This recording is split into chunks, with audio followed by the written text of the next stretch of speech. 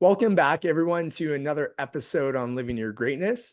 This is your host, Ben Mummy, and the goal of my show is really simple: to learn from those who have mastered their craft of what they do. If you're new to my show, please be sure to hit that subscribe button. Today, we have a new guest to the show, and his name is Albert Liu. He is the president of Luma Financial and co-founder of Rule Classroom. Without further ado, Albert, welcome to the show. Pleasure to have you here. Ben, it's an honor to be on. Thank you. Albert, really excited to have you on because I just shared with you earlier that I've been following your work for the last 4 years, as well as your mentor, Rick Rule. But let's kind of kick off here. For my audience that doesn't know who you are, let's start with your origin story. So where did you spend your formative years growing up? And, what inspired you, to shift careers from being in the engineer world to then making a shift to the financial world? I live in Southern California now, but I was born in Canada. So I was born in Alberta. Why my father gave me the name Albert. But I grew up mostly in the Vancouver area, in and around Vancouver.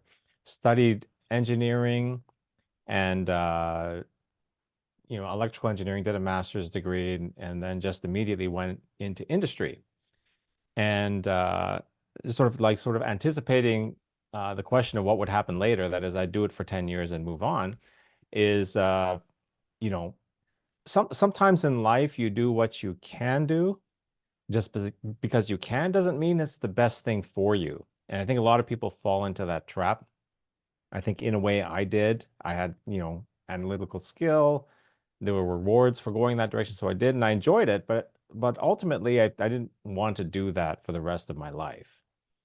And at the time I was like getting interested in libertarianism, Austrian economics, reading a lot of Mises and Rothbard and that kind of stuff. I was following Harry Brown's political campaign at the time, discovered Doug Casey at the time, the whole hard money thing.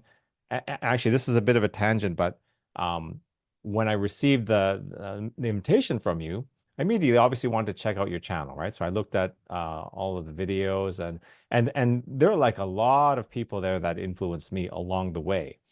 And one guy who influenced me that I didn't even realize, I never sort of internally gave credit to this person, was Gerald Celente. And he's not a person that I follow a lot, but I remember when I think back, in the early 2000s, I was just starting my career. And, we had that whole real estate bubble and the dot-com bust and all this. And I don't know where it was. It could have been through Lou Rockwell or something. I heard this guy come on in an interview. And because of the way Gerald speaks, I think it was him, because it was very distinct, right? And it was very impassioned. And he said something like, "You see all this stuff that's happening now? Greenspan did it."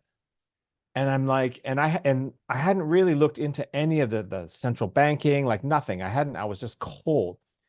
And I thought, wow, like one guy did all this, like the real estate boom in the 90s, the dot-com boom and that whole collapse. One guy did this. So I thought, oh, I gotta learn more about this. This is incredible. And I think that person was Gerald Celente. So anyway, so I'm getting interested in that stuff at the same time that I'm kind of tiring of what I'm doing in technology, because it's, I never worked that hard in my life, basically, apart from maybe like raising a baby with my wife. Like this is very tough work, and it's, I just couldn't see myself doing it forever. My interest was waning. So I quit that job.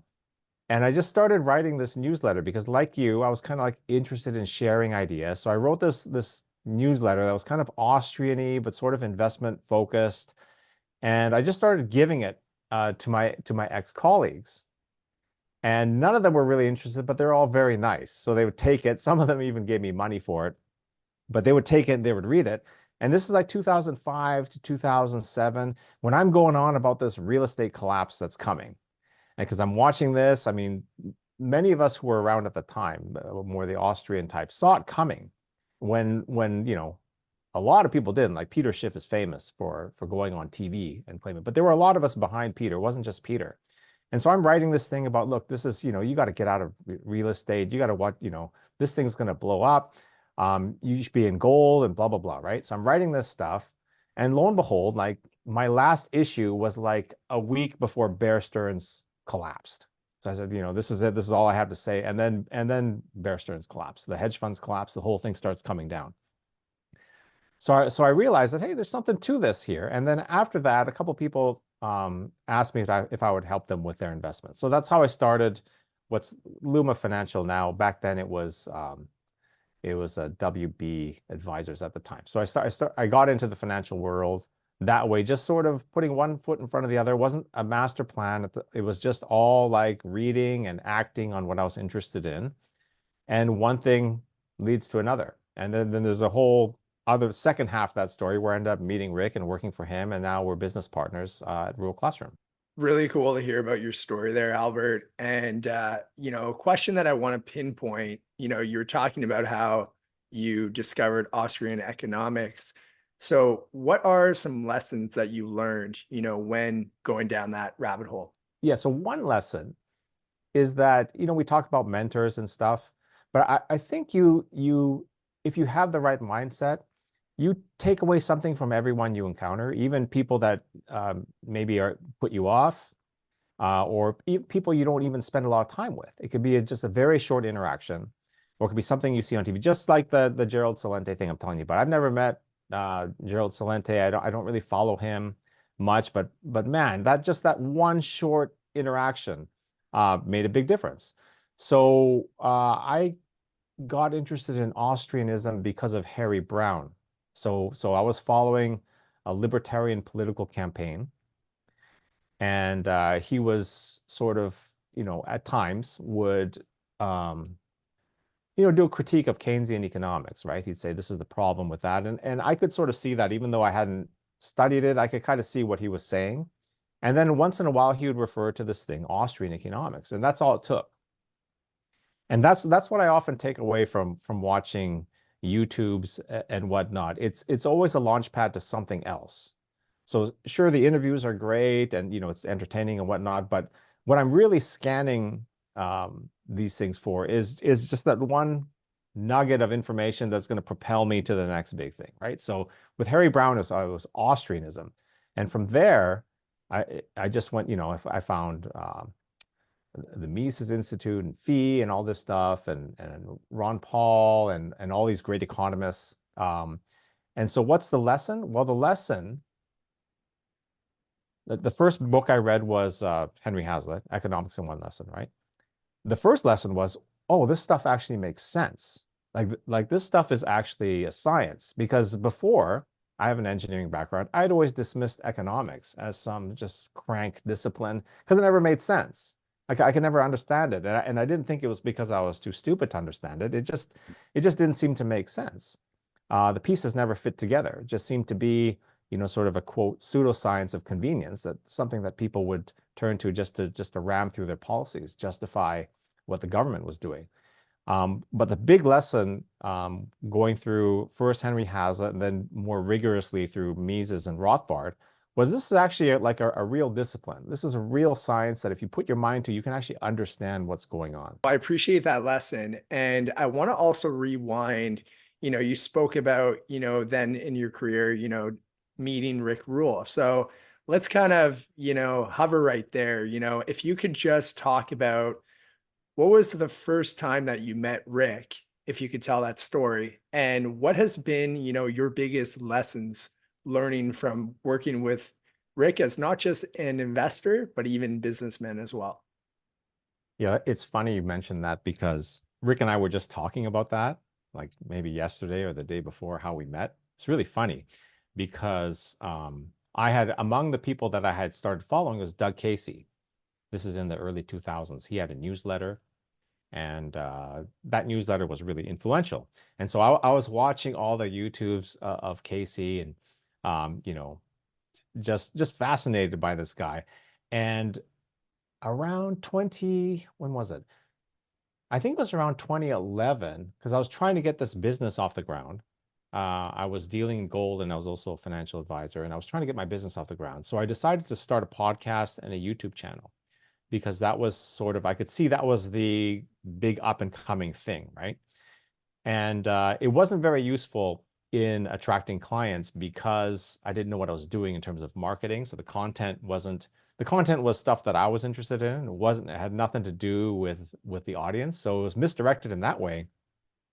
But it was a great, and I think this is sort of what you're doing. It was just a great instrument to learn and to meet people. And so I started just using it as that, because I wasn't getting into business, but I thought, wow, like if I wanted to ask like Mark Thornton at the Mises Institute a question, I mean, I could just invite him on the show and then ask the question for everyone, right? Joe Salerno, like I met all those guys doing that. I met Doug Casey doing that online. And we had a great talk, and I said, I definitely want to meet you one day. And I found out that he spoke at this annual conference in Vancouver called Capitalism and Morality. Still goes on today. People should check it out. And so I went sometime around 2015 with the purpose of seeing Doug speak and to meet him. And I did. But what happened was I also met Rick, who I didn't know at the time because I wasn't a resource investor. I was into gold, but I wasn't into gold stocks.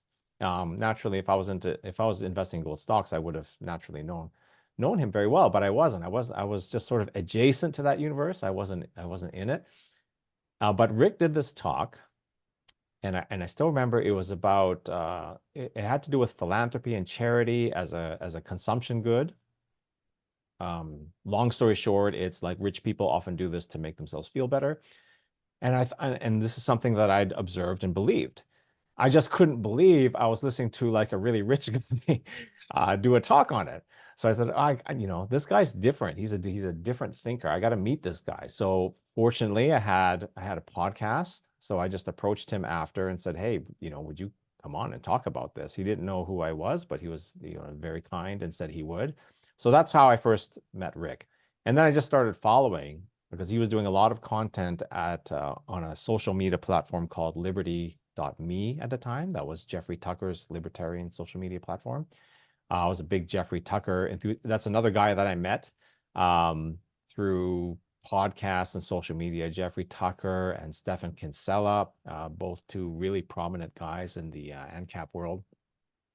So Rick was doing a lot of content on there. So I was following. He did like it was kind of like a proto rural classroom, actually. He was doing like classes on investing for this very specific audience. And so I just kept following him. We kept in touch. And then one thing led to another. And he actually hired me in like 2016, 2017 to run what was then Sprott Media, which is like, the precursor to Rural Media. And so that's how we met. That's how I started working for him. And in terms of funny Rick stories, I mean, you've had him on a couple times. So he's probably told you, a lot of these stories. Well, next time you have him on, if you haven't, ask him about the time that he went to a comedy club where Jay Leno was headlining, because that's a funny story, and that sort of tells you a lot about the guy. I guess there's another story too that's similar, but I guess I have to do it justice, I have to actually give away the punchline. But the punchline is Rick didn't know who Jay Leno was. He was in a comedy club with Jay Leno in the backstage, and he goes and he tells the owner afterward, like, after Leno goes on, he's like, that guy's really funny. Like he's got potential. You got a good one there. And he's like, Rick, that's Jay Leno. And so because I know later you're gonna ask about, what makes a great investor, just sort of intense focus, right? This guy's not interested in popular culture at all. He's interested in investments and companies and building things, and that type of intense focus is one of the things it takes to become really, really great. You don't have to have that to be really, really good, but I think if you want to be really, really great, you kind of have to be sort of sick in that way, like just like intensely focused on that one thing. Thanks for taking the time to share your story of how you met Rick, as well as your passion, to educate others, like through your previous podcast platform. And I have to ask you, like in your previous podcast before you came to Rural Investment Media or started that with Rick, What is one of the most memorable interviews that you've ever done? Certainly, like the first one I did with Doug Casey, because it was very, very interesting to meet him. But I'd have to say Jim Rogers. And you can go back. My channel's still up. It's not active. It's called Power and Market Report. You can search for Jim Rogers, and there's two interviews, but the first one in particular was very memorable because this was like almost 10 years ago. And I know Jim, he does podcasts now. He does, I mean, you can see him in a lot of places. Back then, it was kind of new. So it was a real thrill to get big guys like that to come on the YouTube channel. And he was just so nice. I'll never forget like getting the email from him that yeah, I'll be happy to do it. And he talks about his childhood. Like he talks about collecting like Coke bottle empties at the baseball game, and that's his first business. Growing up in a small town in Alabama, I think he said his phone number was like 4 or something. The town was so small. That's definitely my first interview, my most memorable interview in the early days, and the one that I was like most nervous. I was just like terribly nervous in that interview. I remember getting ready for it. We're recording. It wasn't live. We were recording, and he must have interrupted me like 3 times while I was doing my intro. He's like, "Oh, don't forget this. Oh, don't forget that." And it just compounded the nervousness. But in the end, the most memorable that I read Investment Biker years ago, decades ago, when I was pretty young, made a big impact on me. I actually bought a motorcycle after that and rode around the country uh, because of being inspired by Jim. So that's probably the most memorable one. Thanks a lot for sharing that, Albert. And, I want to kind of shift gears here and go now to rural classroom. You've been obviously putting a lot of time, a lot of love, a lot of heart into the work and the content. And in my opinion, it's very educational, especially if you're, looking into investing for natural resources. So question I have for you is like, you know, what motivated you to help produce this content and what do you want investors to gain from it? Rural Classroom is actually the original vision of what I had when I went to work with Rick Sprott Media, and it didn't kind of work out at that time because just sort of the business direction. It just wasn't a good environment for what I wanted to do. But this is sort of what I wanted to do all along, and that is to have a community where people who are interested in like retail investing in small natural resource companies could come and like share ideas, and it would also be a repository for all of these lessons that Rick has to share, because I've mentioned to him a couple times over the years, like, are you going to write a book or something like uh, to help people and to share, like, we're talking about 40 years of learning lessons that that would be very useful to a lot of people who are interested. So it's part that it's a classroom, it's a place for Rick to log share all of the lessons that he's learned over the years. It's a place for people who are interested in resources to ask questions.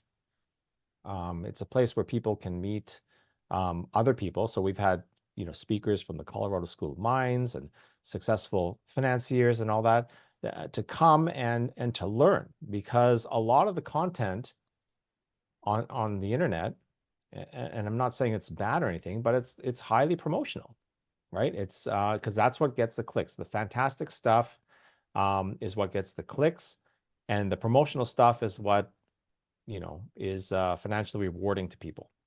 So you find that the content out there is, first of all, it's mostly the same, and it's highly promotional, and it's not very useful for people if they want to learn about resource investing.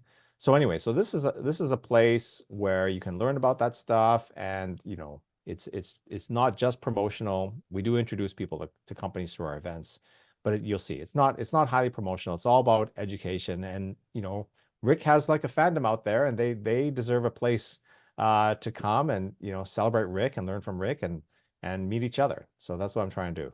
Albert, I want to now move to investing principles. When someone is successful, I think it really comes down to positioning, right? If you could proper position yourself, it allows you to master, the best of like the circumstance. And so my question to you is, what does that mean for you as an investor? And how are you positioning yourself right now to take advantage of great opportunities? Oh, that's a good question. I'm probably interpreting that question differently than maybe you intended it or other people would interpret it. But I have a very uh, personal reference that I think is relevant. So this is back in 2005 when I just left my job. This is when the housing bubble was, heating up. I could see where things were going, and there was a huge opportunity. And the opportunity was to, short subprime, right? But that's also, these are risky trades. And so I was thinking at the time whether I should do that, and I really wanted to. I really wanted to get in, and there was like an opportunity to do that.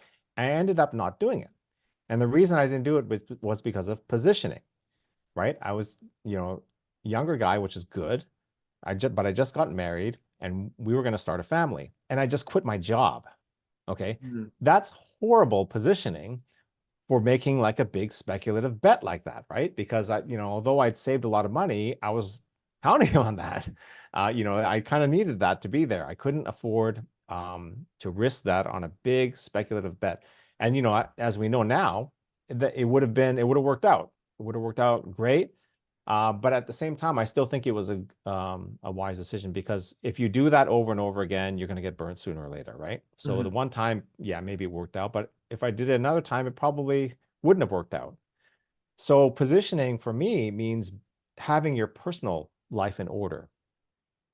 And whether it has to do with investments, or even if you're starting a business. So anytime you're giving up security, quitting a job, for example, you're giving up security, you know, um, that that hurts your ability to engage in other risky behavior, right? So, for instance, I remember I interviewed a gentleman, great guy.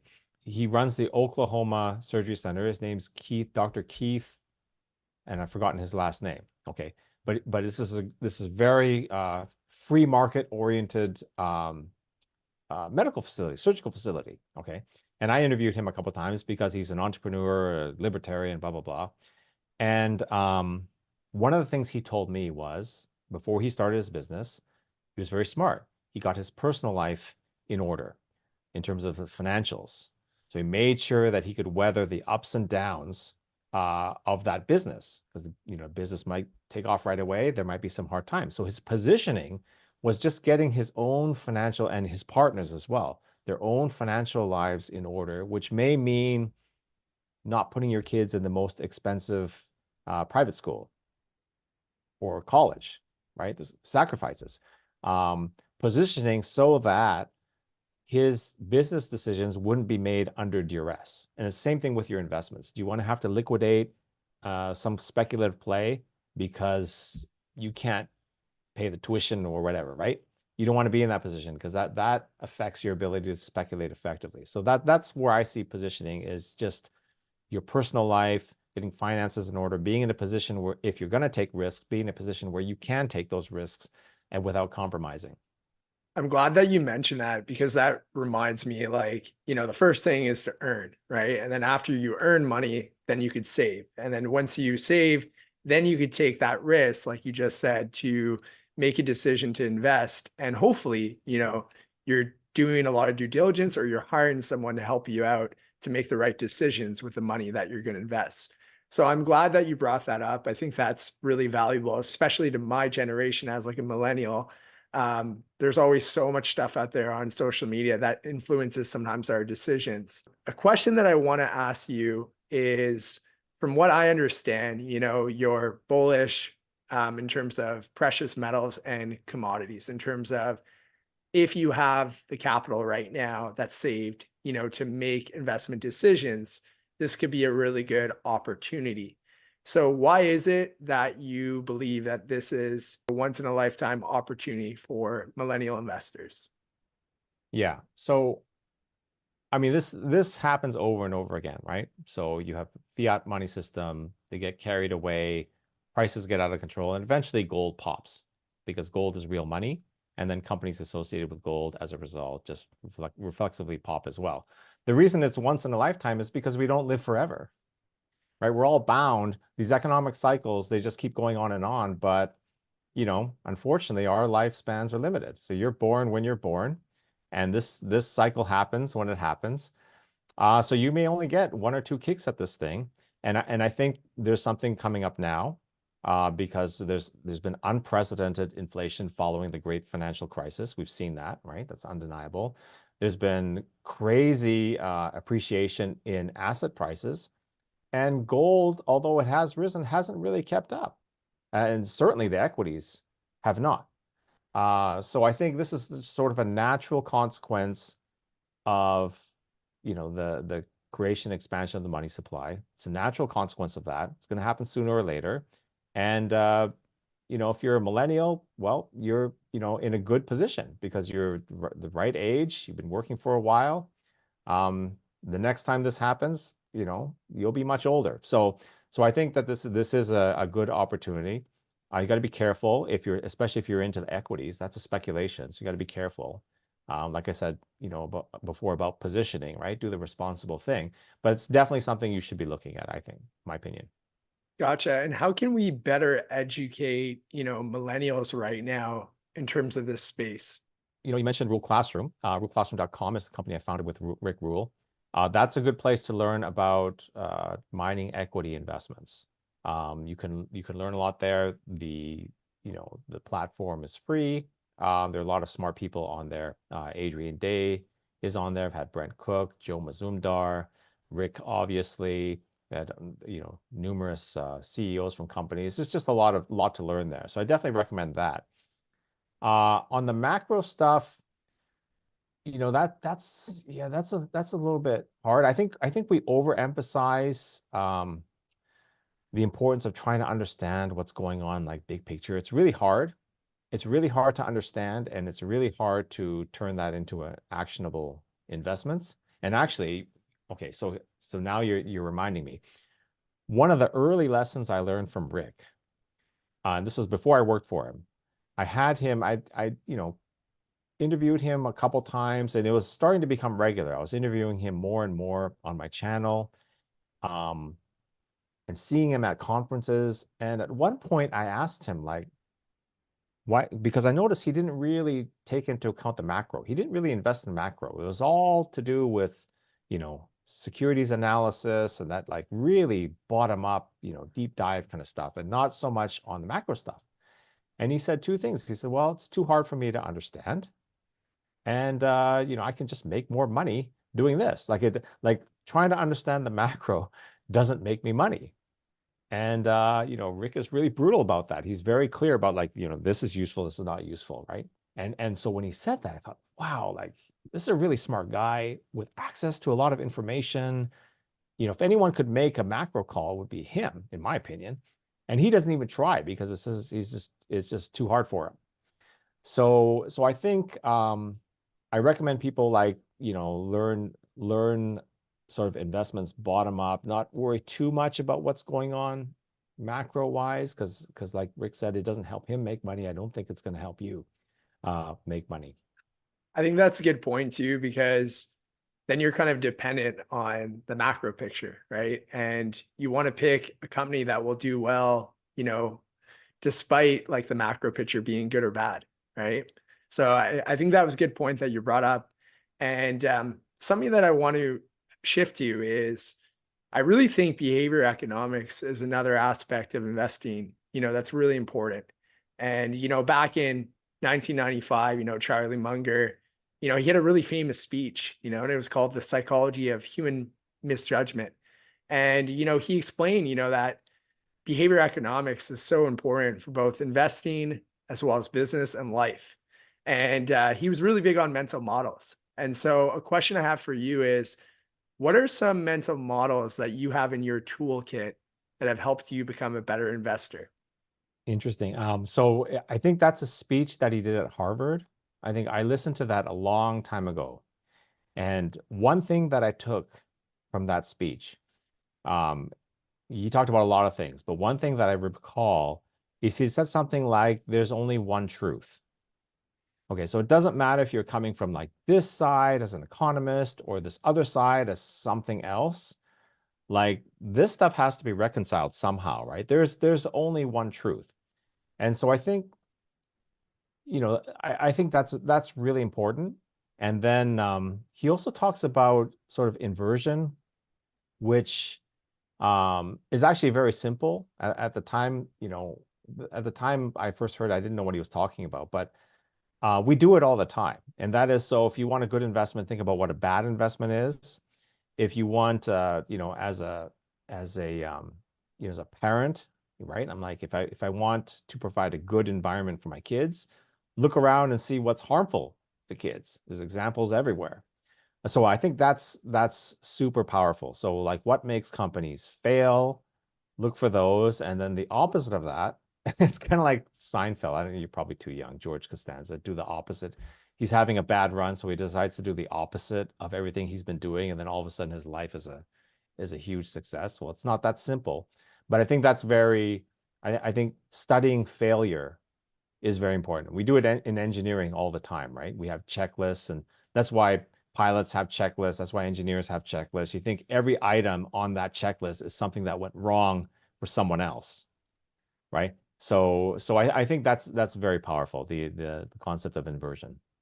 Yeah, and that also makes me think too, I think it's really important to also have like your rules that you follow, right? As like an investor, because we're so emotional, right?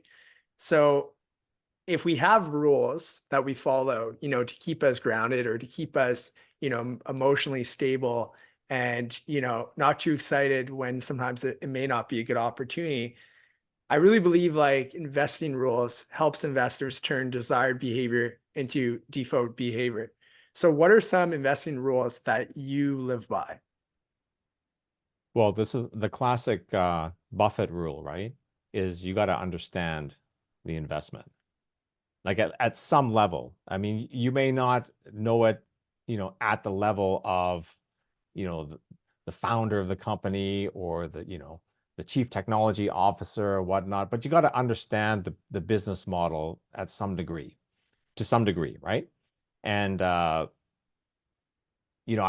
used to I don't get asked this much anymore, but at the time, people, because I was associated with gold, would always ask me about Bitcoin, right? They kind of go together, like gold and Bitcoin, and being sort of in the anarcho-capitalist space, right? There are a lot of, Jeffrey Tucker, right? There's a lot of people who were really big on Bitcoin.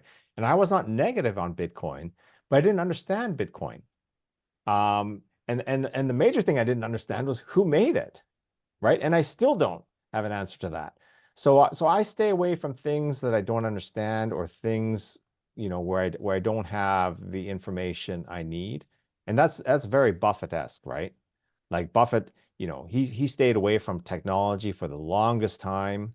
Now he has a huge stake in Apple, but he sees Apple as a luxury brand now. He understands it. He never invested in Microsoft. Like he really, for such a smart guy, he knows his limitations, and that's great. And Rick is like that too. Rick is the best actually of everyone I've ever met in my life. He is the best at sort of carving out that circle of competence and staying in it. You have to be pretty humble to do that. And Rick is better than anyone. The circle of competence, staying in it, like no one does it better than Rick. Right. And I think also too, another ingredient is obviously, being humble too, like sometimes when investors get a win, in terms of a successful investment, they get overly excited or overconfident. But they don't share like their losses like the same way, right? Which hopefully those are lessons for them to learn and then get better, right? Because there's always going to be wins, there's always going to be losses in investing. You cannot control that in terms of it's going to happen. It's bound to at some point in your whole career. Albert, how do you balance acknowledging luck's role in investing with maintaining a strong decision-making process? Yeah. I think maybe it's because of like my technical background. I look at opportunities probabilistically. Okay. So I think it's so for example, with like marketing. Okay, when I first started, I thought, oh, this action should have this result. And if it doesn't have this result, it's not worth doing. But that's not the way it really works. There's luck involved, right? So you go out, say you're promoting something, you go out, 100 times and you get whatever it is, 5% return result, whatever the number is, right? But so there's the element of randomness and luck involved. And it's the same with investing in a sense, because your entry point has a lot to do with how well that investment is going to do. And your entry point is also correlated to when you happen to have the money, right? So like say you get a big bonus and you decide to invest in it. Well, the timing of the bonus has nothing to do with your thoughts of the market. You just got the money, right? So there is a certain amount of luck, and I think that's fine. There's luck in life as well, right? We all are dealt a hand and we play that hand. Luck is what it is. Your job is to just improve the probabilities of success, right? So to do smart things over and over again. That's why I don't regret so much not investing in that subprime opportunity, even though it probably would have made a lot of money. That's just like one shot out of many where you just try to do the best thing at the time and, let the probabilities take care of the rest. Right. So if we stay right now on, having a probabilistic mindset, what is, an opportunity that you see right now in the market for the upcoming year? And also at the same time, what is risk? Because if we're talking about opportunity, we should also talk about risk. So what is risk that you also are cautious about? So, I'm involved in the resource space with Rick, obviously. We have Rule Classroom. Part of the reason I have that is because I think that that is a good place to be right now. The sector has been hated for a long time. That's always a good setup. So I think that's a good place to study if you're looking for a speculation, and you should bear that in mind. It's a speculation. These are not investments. These are speculative plays. But I think that's a good place to be. And the the risk is obvious, right? Like it could not pan out. Um, Gold could reverse. There's a lot of forces that move prices around. It's not as simple as they say on the news. If you watch business news, they say gold went up because of this one thing, or it went down because of this one thing, or oil went up. It's not like that. There's a lot of sort of causal forces working simultaneously on these prices, and so they could go any way. So that is definitely the risk, and especially with something as speculative as a mining company, you could endure big losses. So but the upside is significant too. So, and they usually go together. Something that I'm curious to ask you is, you've already highlighted today, some mentors or even books that you've enjoyed reading, but what do you think is the most influential book that holds great value for investors? Yeah, I don't have one book. I think, and the books that I do recommend, I think everyone already knows, right? So The Intelligent Investor is one important one. Securities Analysis is another one. There's a value investor named Monish Pabrai. I think you should follow his. He's been on YouTube. Some of his lectures are on YouTube. He does Columbia University or Harvard, I think. He does annual lectures there. Um, those are really good. But I think if I could offer something, a word of advice would be don't don't feel like whatever book that's recommended that you have to read it cover to cover and understand everything in there the first read, because everyone comes in at different levels, right? So you might get a book and it might be way over your head. Don't force yourself to read the thing cover to cover. Skip around. There might be some parts that like you do get value out of. And maybe that's just the preface or the introduction, but sometimes those parts are really, really good because they put things into historical context. So my advice would be, yeah, like jot down all these books. Keep an active list of all the references that people suggest that might be useful to you. But don't feel you need to plow through it one book at a time, cover to cover. Like get them, and this is nonfiction. You can treat it as reference material. Go through, and then on a timely basis, when things happen, flip through, find the relevant sections, learn that way. And I think that's much less intimidating than trying to plow through, securities analysis, a book that's like 2 inches thick, that was written, whenever it was in the 40s or whatever, with all those historical references and that language, and very difficult. So that would be my advice. Those are all good suggestions that people give, but keep that in mind as well. Right. And I also think too, you also said before too, right? It's important to challenge, opinions. So just because maybe a book did have a lot of good ideas and insights, the other side, what is it missing in terms of biases, right? So super important to always have that in the back of our mind as well. So Albert, you've worked with a lot of high net worth investors. What do you believe separates a good investor from a great investor? Okay, so take Rick as an example. I've known people in my careers that have done really well. Most of them, because I came from the engineering side, are builders, not investors. Although after they got successful, they did, go into venture capital, so they became investors as well. But I mostly was exposed to the builders. But even still, like, I guess you could boil it down to sort of passion and focus, right? So like, I'm interested in this thing, this exact thing, eh, you know, at the expense of a lot of other things, right? And discipline, which is, these things sound simple, but if you think about what you have to do to succeed as an investor, maybe not even as a great investor, but just as a above average one, to succeed as an above average investor is pretty simple, actually, right? Just like there's just sort of basic rules you have to follow. Um, like you mentioned, the saving, right? Working, saving, right? Saving more than you spend, and investing and being a disciplined investor. Um,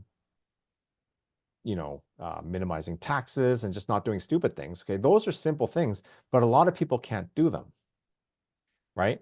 And then I found that um, it has to do with sort of our own psychology. Like, I've noticed that people who are successful in one area, say you're like a great investor because you can adhere to the simple rules of investing, right? Staying in your circle of competence, right? Doing all those things, and being patient, right? Like Rick said, like being able to hold over a long weekend, which a lot of people have trouble. Like, say you have all those attributes, but then when it comes to your health, your health is a mess. Why? Because you can't adhere to the simple rules that it takes to be healthy, which are very simple and not hard, right? But a lot of people can't do it. Someone who can take care of their body can't take care of their money for some reason, even though the rules are very simple. It has to do with something to do with our own psychology. And then if you want to go to greatness, which is actually the question you asked, you almost have to be obsessed with the topic. And that's something that you really can't fake, unfortunately. So if there are people, watching who want to be great investors, but they're not infected with this Warren Buffett type psychology where like all they want to do is read annual reports, it's going to be very tough to get to that level. But you probably have the characteristics to be great at something else. And so the trick actually is to find that thing, not to force yourself into, whatever it is you think you have to be. I appreciate those ingredients, that you have for going from good to great. And, you talked a little bit there on greatness, but I want to pinpoint it in terms of the bigger picture. Like, what is your definition of greatness? Um, yeah, so your show is called Living Your Greatness, right? That's what this show is called. Okay, so it's a great name because there's two parts to it. So the first part is like living your, or living you, right? And I watched, so there's two episodes that I watched in preparation here.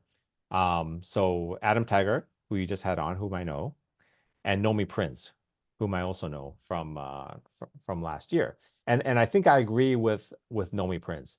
The first part is living you, right? And then the greatness comes after that. So I don't think there's different types of greatness, right? There's the greatness that someone will describe for you. So they'll say, this is great. And it might be your parents, it might be your boss, it might be your teacher, right? So that's their projection of greatness onto you, right? This is what I think you should be, or this is what I think you could be. But what's more important is what you think is great. Like once you get there, that you're going to agree, because honestly, I know a lot of people who are quote very successful and like not happy, not happy in their life. They might be like a really in fact, I remember Adam Taggart in the previous episode, he said he was bound for med school, and he made the smart decision to not go that way. If he'd continued, I think there's a lot of people around him who would have said, "Oh, that's great. This is great. This is great." But instead, he went the other way, and now he's become his version of great. So I think the only definition of great that matters is the one that you have for yourself. Hope it's not, you don't consider it a cop out, but it's what I really believe. I Yeah. don't really care about what other people think is great. Yeah, no, and I respect that definition, because even in my opinion, it's not about, you know, making a lot of money, or it's not about getting all the gold medals as an athlete, right? It's about who you are beyond that, to yourself, to others, or the impact you want to leave, or the community that you want to build, or how you want to show up just as a human being. Albert, now that you have a good feel of my show and what it's all about, who is a future guest, someone that you know personally that you would love to see on this show? Yeah, I'll give you two, Ben. One is Joel Littman, is a friend of mine who runs Valens Research. He produces uh, he has a database. He's an accountant basically, but has offers financial services for institutional investors. Anyway, he's also a professor at DePaul University. He's the one who taught me equity analysis. Value investor, great guy. I think he would, because you lean more towards value, I think he would be of great benefit to your audience. So that's one. And the second person is Jayant Bhandari, who is an investor and also founder of the Capitalism and Morality Conference. And he's a resource investor, but also like very interesting independent thinker. And I think your audience would benefit from both of those guests. Awesome. Well, I really appreciate both of those names. Before we, sign off on today's episode, is there any last words that you want to share, before obviously, talking about, where everyone can follow your work? Well, congratulations to you, Ben. I know sort of the path you're walking. I did it, maybe 10 years ago. I know what it's like. It probably feels like a grind, but you're doing a really good job. I, have the chance to peruse your channel. I think, it's just great. So I hope that this is fulfilling for you. I hope you continue doing it. And I'd like to see you and all your followers on Rule Classroom, ruleclassroom.com. It's a great community, and it's a great place to get to know people as well. Okay, great. Well, Albert, I want to take this last little bit of time, to thank you first off for those kind words, and thank you for also, taking the time to not only be here but also share, valuable insights. Love it. Thank you so much, man. Appreciate it.